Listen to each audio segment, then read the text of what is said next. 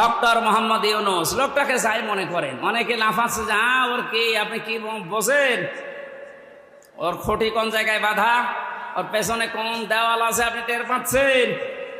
বিভিন্ন ইস্যু তৈরি করে মাঠে ময়দানে নামেন আর বাড়ি ঘেরাও করবো, বাড়ি ঘেরাও করবো। আরে ভাই ইউনূস কি আপনি এখনো টের পাননি? শি জিনপিং থেকে আপনি টের পান? আন্দাজে লাফান। আনসারের নাম নিয়ে লাভ দিয়েছিলেন, পিটিয়ে মানুষ ঘরে ঢুকিয়েছে। ওদের যে চরিত্র দেখবেন কিছুদিন পরে এই রাজবাড়ি গোয়ালন্দ ঘাটের এই বেশ্যাদেরকেও রাস্তায় নামাবে। ওরা এটাই চালাচ্ছে এখন, কিচ্ছু ছিঁড়তে পারবেন না। এ লোকটার পেছনে যাই থাক, যে খুঁটি আছে ও খুঁটি নড়ানোর জন্যে ভারত, চীন, রাশিয়া এদের দ্বারা সম্ভব না। তামাম দুনিয়াও যদি এখন একদিকে হয়ে যায়, ওরা একদিকে থাকলে তাও পারা সম্ভব না।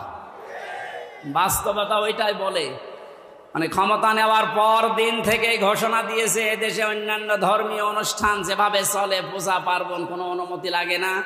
আল্লাহর কোরআনের অনুষ্ঠানে এদেশে কোনো অনুমতির প্রয়োজন আর কোনো দিন হওয়ার দরকার নেই। ওনার জীবনে কি আছে না আছে আমি জানি না। আল্লাহ যদি ওনাকে মাফ নাও করে, এই কথাটার কারণে আশা করছি মাফ করে দেবে। যে লোকটা কোরআনে কারিম এভাবে ওপেন করে দিতে পারে, যারা উন্নয়নের রোল মডেল করেছিল, কি করেছিল তারা আরো 144 ধারা জারি করে কোরআনের আলোচনা বন্ধ করে দিত।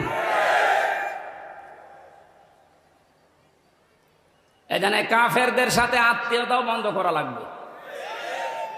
আমার বংশের 100 জনের 98 জন এরকম ছিল। আমি ঘোষণা দিয়ে দিয়েছি অলরেডি, কারণ এরা খুব খুশি ছিল আমি ছেলে থাকাকালীন। এরা খুব খুশি ছিল। আমার বাবাকে মাঝে মাঝে টিটকারি দিত যে নাও করো এবার জামাত ইসলাম। 5 তারিখের পরে ও যখন পালিয়েছে 1:30টার সময়, বিকাল 5টা বাজতে বাজতে বাড়ি থেকে কল যাচ্ছে, ভাতিজা আমরা সব আল্লাহর ওলি হয়ে যাচ্ছি। এখন আল্লাহর ওলি হচ্ছে। এর আগে কি করেছিলে? কাফেরদের জানাজা পড়া জায়েজ আছে? ঘোষণা দিয়েছি যারা ইসলাম কায়েম হবে এইটা চাই না, সে আমার বংশের লোক না, আমার বাবা হলেও জানাজায় আমারে ডাকবেন না। কারণ ওর জানাজা হামজানা, কাবা শরীফের ইমাম পড়ালেও জাহান্নামে যাবে। মানে কাফের যারা, এক কথাই বলছি, ইসলামের কোন বিধানকে জানার পরে যারা গোপন করে রাখে, এরাও এক প্রকার ডিজিটাল কাফের। আর এই বাংলাদেশে এটা সবচাইতে বেশি। এই কথা বলছে না কেন? 2 নম্বরে মুশরিক, এটা কঠিন শব্দ।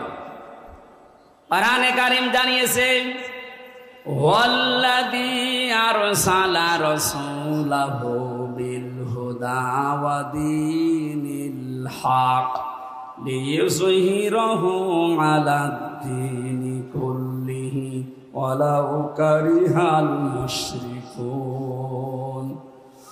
তিনি সে আল্লাহ যিনি তার রাসূলকে দ্বীনে হক দিয়ে, সত্যের বিধান দিয়ে দুনিয়ায় পাঠিয়েছেন। যত নিয়ম নীতি, যত ধর্ম তন্ত্র মন্ত্র আছে সব যেন পেছনে ফেলে দিয়ে আল্লাহর দিনকে তিনি দাঁড় করায়। এসাহার মানে বিজয় করা, এসাহার মানে প্রকাশ করা। রাসূলের দায়িত্ব ছিল দুনিয়ার সব ধর্ম, সব নিয়ম নীতি তন্ত্র মন্ত্রের উপরে আল্লাহর কোরআন, আল্লাহর ইসলামকে তিনি বিজয় করবেন। আর আসতে বলেন, এই কাজ করতে গেলে সবচাইতে বেশি নারাজ হবে, মন খারাপ হবে মুশরিকদের। এটা যে বাস্তব, এই 15 বছর দেখেছেন। ওরা শেষ পর্যন্ত না পেরে কোরআন যেন দেশে কায়েম না হয়, এজন্য নিষিদ্ধ করেছিল 1 তারিখে। আল্লাহ পুরা উল্টিয়ে 4 তারিখ আসতে আসতে পুরা পাল্টিয়ে দিয়েছে। বাংলাদেশে কোরআন কায়েম হওয়ার বিপক্ষে সবচাইতে বেশি মুশরিকরা। মুশরিক এই দেশে বেশি নেই, না না, এটা নেই বলেই তো প্রতিবেশী যারা, ওরা এই দেশকে যেন মুশরিক বানানো যায় এজন্য বহু কায়দায় ষড়যন্ত্র করছিল। মাদ্রাসায় ইসলাম শিক্ষা পড়াচ্ছে হিন্দু। আপনি চিন্তা করেছেন কোথায় নেমেছে? জাতিকে একটা মুশরিক জাতি বানানোর জন্য পাকাপোক্ত নিয়ম চালু করে দিয়েছিল। এভাবে যদি 10টা বছর চলতো, এ পুরা বাংলাদেশ পাল্টিয়ে আমরা মুসলমান শুধু নামে থাকতাম, কামে মুশরিক হয়ে যেতাম। জাতিকে শিরিক করানোর জন্য কত পায়তারা, কত প্রকল্প হাতে নিয়েছে। মোড়ে মোড়ে মূর্তির নামে, ভাস্কর্যের নামে, এই কথা বলছে না, এটা যে শিরিক সেটার প্রমাণ পেয়েছে। 5 তারিখে আসরের আগে সব শেষ। আমার কুষ্টিয়ায় যেটা ছিল বিকাল 5টা পর্যন্ত, এই 1টার পর থেকে আরম্ভ হয়েছে, 5টা পর্যন্ত শুধু ভাঙতে সময় গেছে। শয়তানি এত শক্ত ছিল, এত টাকা খরচ করে বানিয়েছে। কি করলেন আপনি? শুধু কুষ্টিয়া না, কোটি কোটি টাকা খরচ করে সারা দেশে যেভাবে শিরিক চালু করেছিলেন, এদেশের মানুষের আর কিছু না থাক, অন্তত যাদের অল্প ঈমানও আছে এদেরকে দিয়ে আপনি শিরিক করাতে পারবেন না। এই জন্য মাত্র 3-4 ঘন্টার ব্যবধানে পুরা দেশ থেকে শিরিকের যত শিকড় ছিল সব মূলোৎপাটন করে ফেলেছে। কথা বলেন ঠিক কিনা? আমরা শিরিক করে আল্লাহর কাছে কিয়ামতের ময়দানে অঝরে কাঁদতে চাই না। আমরা আল্লাহ আমাদেরকে বাঁচিয়ে দিয়েছে। আল্লাহ যেহেতু বাঁচিয়েই দিয়েছে, ভবিষ্যতে কেউ যেন আমাদেরকে শিরিক করাতে না পারে সজাগ থাকা লাগবে। কোনো দরকার নেই মাথার উপরে কারো ছবি রাখা, ওখানে আল্লাহু আকবার লিখে রাখেন, আয়াতুল কুরসি লিখে রাখেন, শয়তান আসবে না। যদি কাউকে আপনি উপরে রাখেন, এটা কোরআনের পুরা খেলাফ। অকালিমাতুল্লাহি হিয়াল উলিয়া আল্লাহু আজিজুন হাকীম। আল্লাহ পাক বলেন উপরে থাকবে আমার কালেমা। কোন কারণে মরা মানুষের ছবি টাঙানো লাগবে ওখানে? এটা প্রকাশ্য একটা শিরিক। এটা কি? এই মুশরিকরা সবচেয়ে বেশি কাঁদবে। একটা রাষ্ট্র কত বড় দুর্নীতিগ্রস্ত হলে জাতীয় মসজিদের ইমাম পর্যন্ত পালিয়ে যায়। ছোটখাটো মসজিদের ইমাম যারা জালেমদের সহযোগী তারা তো পালিয়েছে। সর্বোচ্চ মসজিদ বাইতুল মোকাররমের খতিব পর্যন্ত পালিয়েছে। দোষ না থাকলে, ভয় না থাকলেও পালাবে কি করতে? কোথায় পৌঁছিয়েছিল? আল্লাহ আমাদেরকে হাতে ধরে বাঁচিয়েছে। 3 নম্বরে আল্লাহর দরবারে কাঁদবে সবচাইতে বেশি মুশরিক, মুনাফিক। 4 নম্বরে বেদাতি। ইসলামের নাম বলে ইসলামের ভেতরে প্রবেশ করিয়ে ইসলাম বলে চালিয়ে দেয়। এটা বাংলাদেশে খুব বেশি ছিল। এই ব্রাহ্মণবাড়িয়া, কুমিল্লা এলাকায় এখন সবগুলো মাথা নিচু হয়ে গেছে। বিশেষ করে চট্টগ্রাম এলাকায় যে নূরে বাংলা, ইংলিশ বাংলা, জাঙ্গি হুজুর নাম শোনেননি? প্রকাশ্য বেদাত চালু করেছিল। কবরের পাশে যে বলতো, হে খাজা, ও আল্লাহর ওলি, আপনার কাছে পরীক্ষার্থীরা এসেছে, একটু দোয়া করে দিন। আরে কবরে যারা থাকে ওরা সব চাইতে বড় অসহায়, সে কি করে দোয়া করবে? সুতরাং এই বেদাত যারা চালু করেছিলেন, এই শিরিক, তাদেরকে এখন জাতির শিক্ষা দেওয়া দরকার। নয়তো সময় যদি একটু নরম হয়ে যায়, ওই বেদাতিগুলো কিন্তু আবার মাথা ছাড়া দিয়ে উঠবে। 5 নম্বরে সবচেয়ে বেশি কান্নাকাটি করবে হারামখোর, যেটা এখন কাঁদতেছে।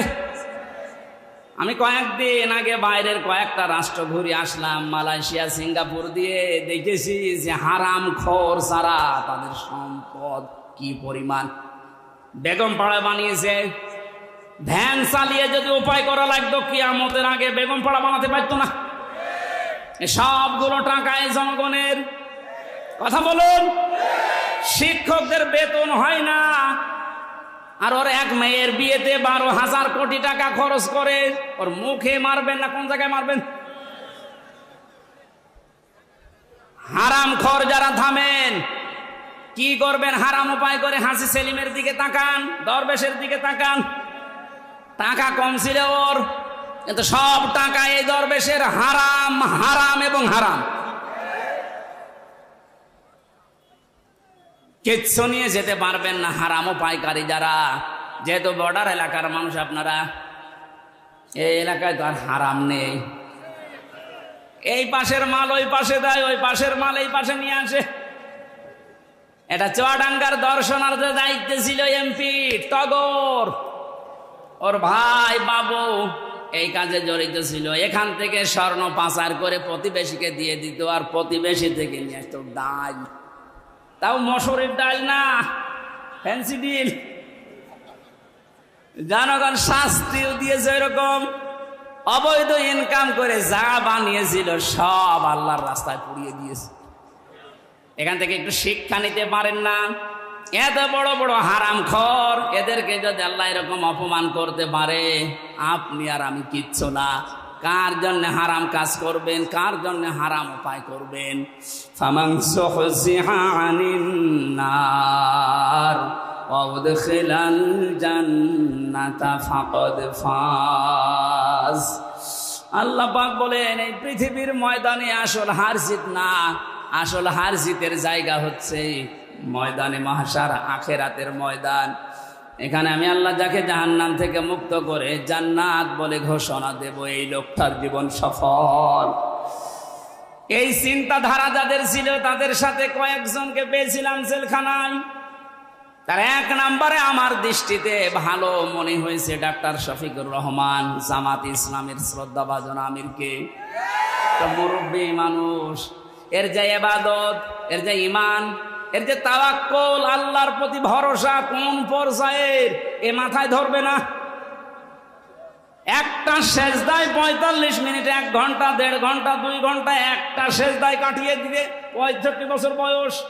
অথচ আমার মতো 32 বছর যুবক মানুষ 12 রাকাত নামাজ পড়তে মাত্র 1 ঘন্টা লাগে। তাও তো হাফেজ। উনি হাফেজ না, শুধু কয়েকটা সূরা তেলাওয়াত করে সেজদা দিত।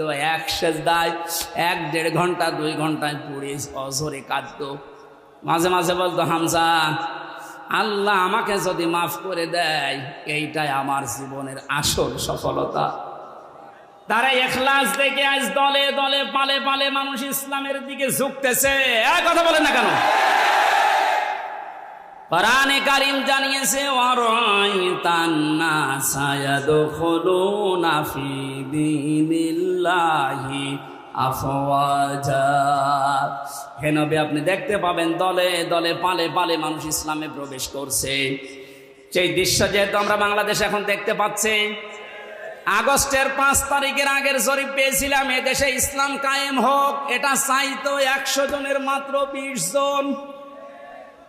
এই যে এখন আজকে 4 তারিখ, কালকের জরিপ পেয়েছি, এই দেশে এখন 100 জনের 35 জন মানুষ চাচ্ছে যে ইসলাম কায়েম হোক। আর কিছুদিন যেতে দেন এভাবে, যদি 51% মানুষ চায় যে দেশে ইসলাম কায়েম হোক, তখন আর কেউ বাধা দিয়ে আটকাতে পারবে না। এটা আমরা দেখতে চাই কিনা? এই চুপ করেন।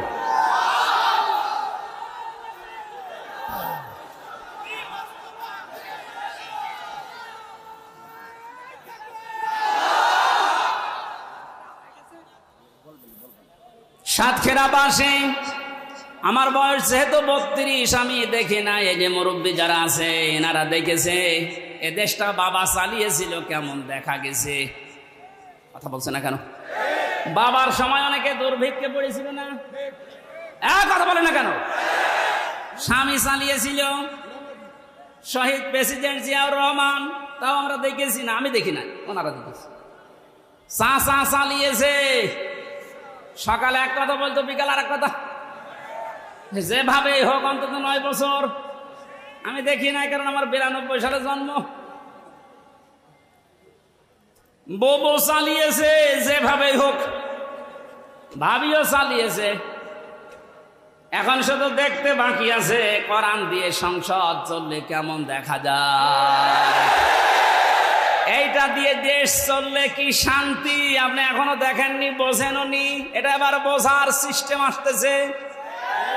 আল্লাহর কাছে মুসাফির অবস্থায় হাজারো মানুষ নিয়ে দোয়া করছি, আল্লাহ জীবনে কিছুই যদি তোমার ভালো না লাগে, আজকের এই দৃশ্য দেখে অন্তত এটা কবুল করো যে কোরআন দিয়ে দেশ চলছে, এটা যেন আমরা দেখে মরতে পারি। আকাঙ্ক্ষা আছে কাদের? দেখি লিল্লাহি তাকবীর।